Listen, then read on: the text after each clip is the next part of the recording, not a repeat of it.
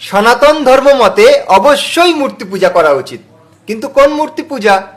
এই ভয়ঙ্করী মা কালী, মা দুর্গা, লক্ষ্মী, গণেশ, সরস্বতী কিংবা শিবলিঙ্গ? না, এগুলো তো মূর্খতাপূর্ণ মূর্তি পূজা।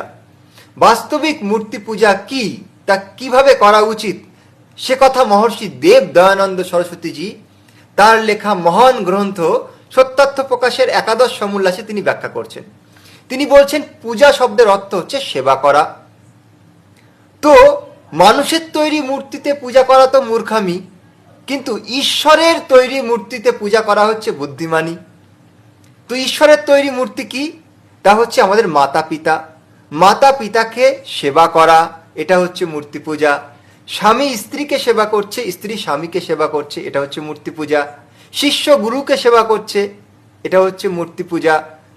আপনার পরিবারে কোনো অতিথি এসছে, তাকে সেবা করা, মূর্তি পূজা।